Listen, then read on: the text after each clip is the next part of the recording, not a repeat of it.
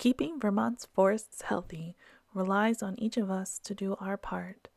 This includes understanding and responding to the impacts of forest health issues like invasive plants, but finding the right information can sometimes feel like being lost in the woods. The VT Invasives website can be the compass that points us in the right direction, and learning is the first step we can all take to protect Vermont's forests.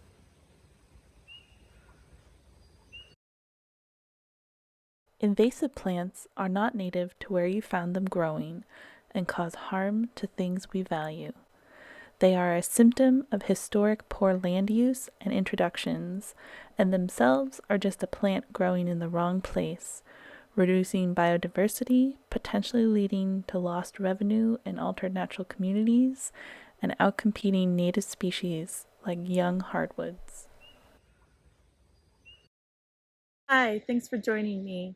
I'm Elizabeth Spinney with Vermont Forest Parks and Recreation, and today we'll visit the VT Invasives website together and see how to efficiently find what you're looking for, highlight some of the website's lesser known features, and you can plan to come away with an understanding of where you can find information on what plants are of concern in Vermont, their identification, and how to access tools and resources to help implement change in your backyard or your community.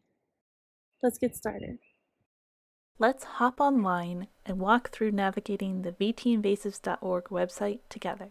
This website is a clearinghouse of information about invasive species with resources for all Vermonters, including you. I'll focus today on the resources for invasive plants, but you can similarly find information on invasive insects, aquatic invasive species, and diseases. There are two main areas to navigate around the website, the home page and the gallery pages.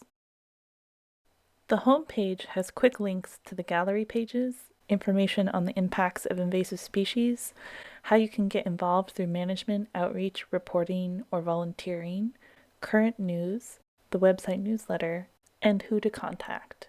There is also a search feature in the top right where you can type in whatever you are looking for and be taken directly to a list of all resources on the website about that topic. The bottom half of the home page has highlighted resources with quick links to hot topics, the Report It tool, and more. Let's move now to the gallery page for land invasives. This includes invasive insects and invasive plants. From the gallery page, you can navigate to information on the impact, management, and regulation of invasive species, and sort the gallery of invasive species by areas of interest, like type of invasive, the landscape, or search for a specific species. Here, I've sorted by type of invasive, looking for just terrestrial plants. To the right of the search bar is a key, indicating that any tile below with a cross-out symbol indicates that the plant is state regulated, and you can see the cross-out symbol here on common barberry. When scrolling down, you can see each tile represents a different species. Let's click on common buckthorn and look at its species page. Each species page has the common name, scientific name, photos to help with identification, and photos of common lookalikes. There are sections with information on biology, management, and distribution. And in the top right are two buttons, Treatment and Fact Sheet. Each button will take you directly to a viewable, printable, and downloadable resource, either about treatment options or a fact sheet. Now let's click on the Return to Land Gallery button in the way top right and navigate to the Resource Hub, which houses all of the viewable, printable, and downloadable resources. In the Resource Hub, you can sort by type of species, topic, or use the search with keywords, titles, or names.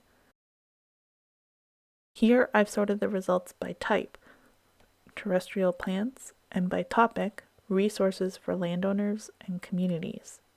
Each of these results takes you to a viewable, printable, and downloadable resource.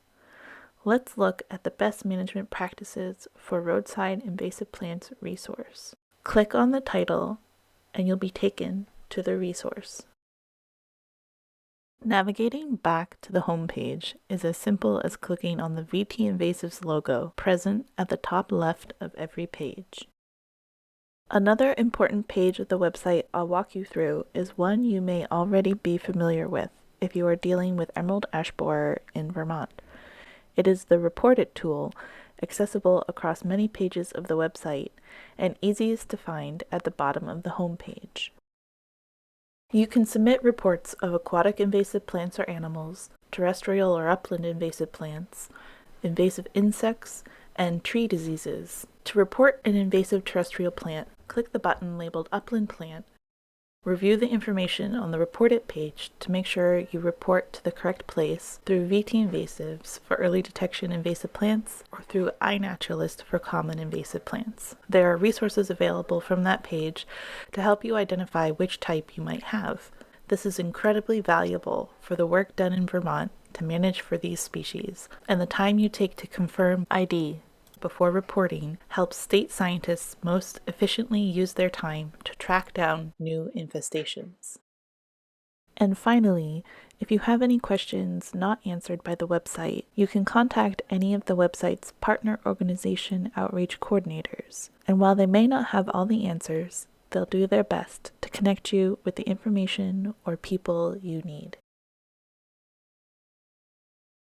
We can become informed about the species we plant in our gardens and on our land. You can spread the word and not the plant by sharing these resources with your neighbors, family, and community, and we can enact true and lasting solutions by working to empower ourselves and others to take action.